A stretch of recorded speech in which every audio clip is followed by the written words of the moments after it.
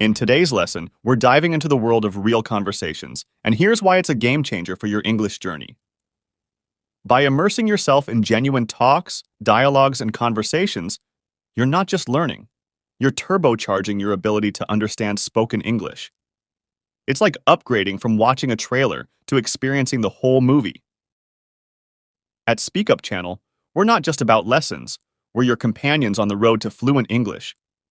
Think of this as your passport to a world where you not only grasp the language, but effortlessly express yourself like a native speaker. These conversations, talks, and dialogues are your secret weapon, the key to unlocking language skills that go beyond the basics. So buckle up. You're not just here to learn, you're here to thrive in English. Welcome to Speak Up Channel, where we're turning everyday conversations into your ticket to speaking English with fluency and confidence. Let's begin, and don't forget to tell us how much you can understand.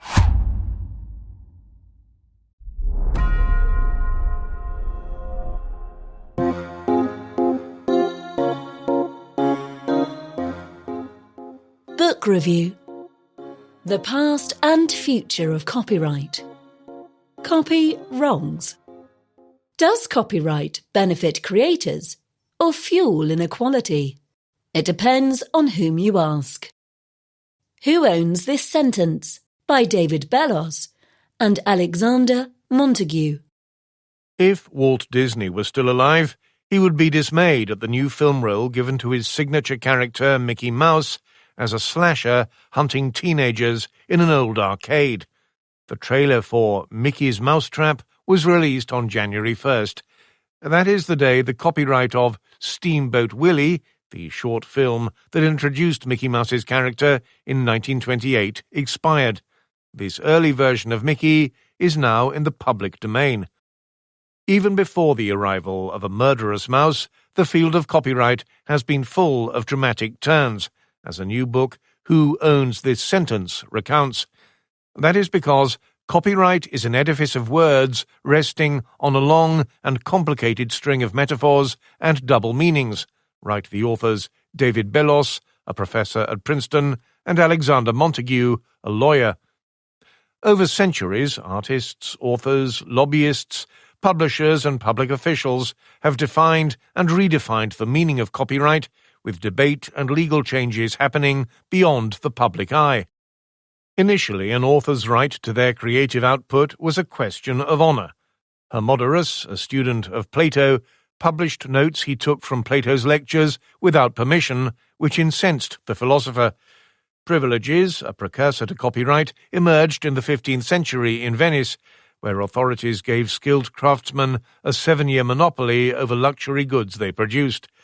Among those who profited from Venice's system was Johannes of Speyer, an apprentice of Johannes Gutenberg, maker of the printing press. Authors and artists did not always benefit.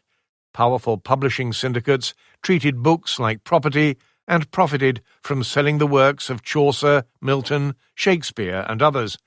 Britain's Statute of Anne, the first copyright law regulated by government and the courts instead of private parties, came into effect in 1710 and gave authors rights to their works for a limited time, though booksellers and publishers could buy the books before the copyright expired and claim to own the rights perpetually.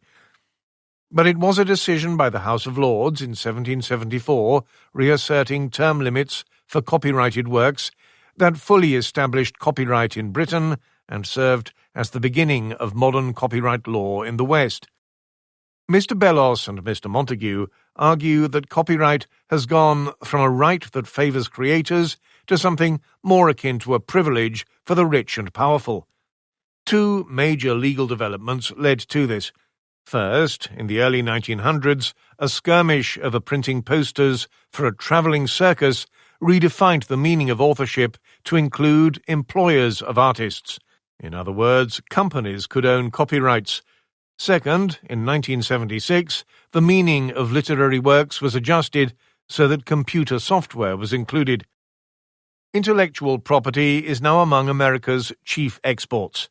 About a third of the 50 richest people in the world derive their fortunes, in whole or in part, from copyrighted goods. Some creators have benefited handsomely. Bruce Springsteen, for example, sold his music catalogue to Sony for a reported $550 million in 2021. But many have not. Copyright is the elephant in the room when it comes to understanding the origins of the wealth gap in modern societies, the authors write. Today, the newest frontier of copyright is generative AI, which allows people to create images, prose, and sounds based on prompts. Artists have called AI vampirical because it scrapes pre-existing content for training. Some writers and artists, such as Sarah Anderson, a cartoonist, have taken AI giants to court over copyright infringement. We're not necessarily fighting for AI to go away, but if our work is going to be involved in these systems, we would like to be credited, Ms. Anderson says. She also argues that artists should be compensated and be able to opt out of having their work used to train AI models. Publishers are in legal tussles too, including the New York Times, which in December sued OpenAI, the maker of ChatGPT, and Microsoft for copyright infringement after talks between the news publisher and tech companies failed. Others are more optimistic. Some news groups, including the Associated Press, have signed deals to share story archives with OpenAI. Who owns this sentence does not predict how the future is likely to unfold. That is because no one is quite sure. Things are up in the air. Pamela Samuelson, a professor at the University of California, Berkeley School of Law, tells The Economist. Copyright law could slow down the work of AI companies, or AI could upend the current copyright system and claim new victims, like Mickey's new incarnation does on his rampage.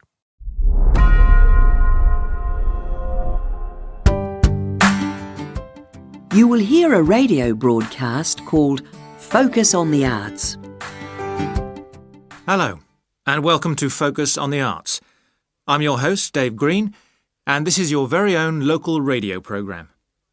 Every Friday evening, we put the spotlight on different arts and culture facilities and look at the shows and events that are on offer in the coming week. And today, the focus is on the National Arts Centre. Now, if you don't already know it yourself, I'm sure you've all heard of it. It's famous throughout the world as one of the major venues for classical music. But did you know that it's actually much more than just a place to hear concerts? The centre itself is a huge complex that caters for a great range of arts. Under a single roof it houses concert rooms, theatres, cinemas, art galleries and a wonderful public library, as well as service facilities including 3 restaurants and a bookshop. So, at any one time, the choice of entertainment there is simply enormous. So, how did they manage to build such a big arts complex right in the heart of the city? Well, the area was completely destroyed by bombs during the war in 1940. So the opportunity was taken to create a cultural centre that would be what they called the city's gift to the nation. Of course, it took a while for such a big project to get started, but it was planned in the 60s, built in the 70s, and eventually opened to the public in 1983. Ever since then, it has proved to be a great success. It's not privately owned, like many arts centres, but is still in public hands. It's run by the City Council. Both our National Symphony Orchestra and National Theatre Company were involved in the planning of the project, and they're now based there, giving regular performances every week. And as the centre is open 363 days of the year, there are plenty of performances to choose from. So, to give you some idea of what's on, and to help you choose from the many possibilities, we've made a selection of the star attractions. If you're interested in classical music, then we recommend you go along to the National on either Monday or Tuesday evening at 7:30 for a spectacular production of the Magic Flute, probably the most popular of all Mozart's operas. It's in the Garden Hall, and tickets start at only £8, but you'll have to be early if you want to get them that cheap. And remember, it's only on for those 2 evenings. For those more interested in the cinema, you might like to see the new Canadian film, which is showing on Wednesday evening at 8 p.m. in Cinema 2. And that's called 3 Lives. It's had fantastic reviews, and tickets cost just £4.50. which is a reduction on the usual price of £5.50. So it's really good value, especially for such a great movie. But you can see the centre's main attraction at the weekend, because on Saturday and Sunday, 11 a.m. to 10 p.m, they're showing a wonderful new exhibition that hasn't been seen anywhere else in Europe yet. It's a collection of Chinese art called Faces of China. That's in Gallery 1, and it has some really fascinating paintings and sculptures by leading artists from all over China. And the good news is that it's completely free, so don't miss it. So why not go along to the National Arts Centre next week for one or all of these great events? And you can always pick up a programme and check out all the other performances and exhibitions on offer, or coming soon, on almost every day of the year. Next week, we'll be looking at the new Museum of Science.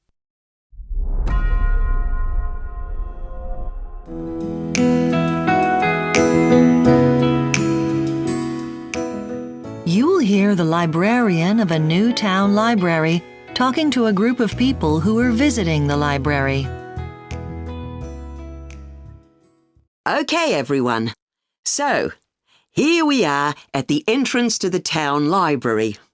My name is Anne, and I'm the chief librarian here, and you'll usually find me at the desk just by the main entrance here. So, I'd like to tell you a bit about the way the library is organised and what you'll find where.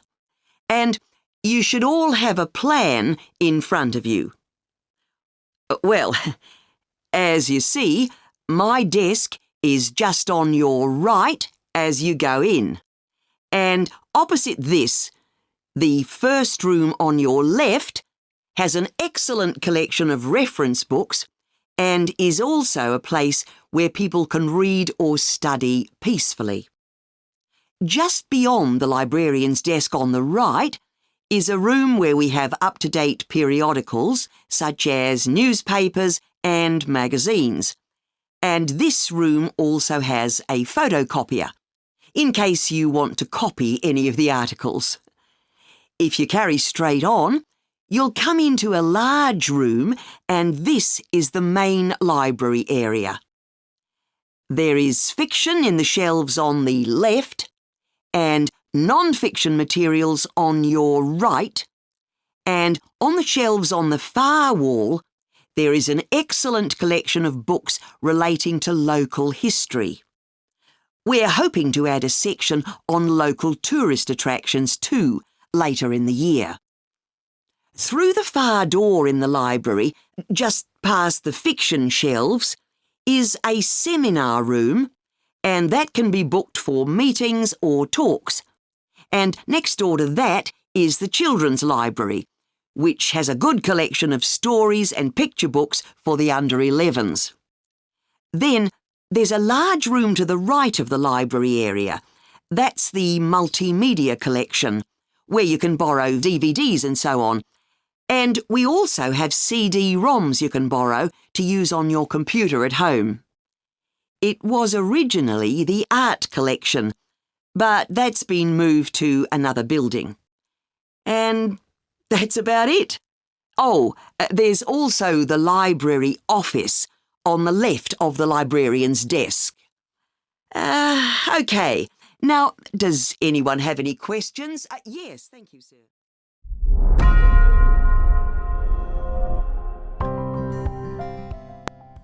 The other thing I wanted to ask you was, did you find it hard studying with the Open University?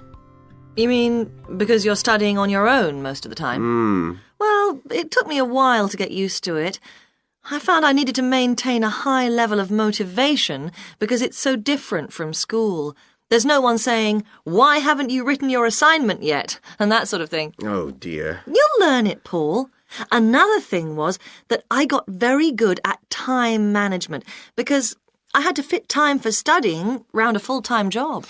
Well, I'm hoping to change to working part-time, so that'll help. What makes it easier is that the degree is made up of modules, so you can take time off between them if you need to. It isn't like a traditional 3 or 4 year course where you've got to do the whole thing of it in one go. Oh, that's good, because I'd like to spend 6 months traveling next year. It's all right for some. Then, even though you're mostly studying at home, remember you've got tutors to help you, and from time to time there are summer schools. They usually last a week. They're great because you meet all the other people struggling with the same things as you. Oh. I've made some really good friends that way. Sounds good. So how do I apply? We hope you have enjoyed our program. Subscribe for more helpful content and come to learn English with us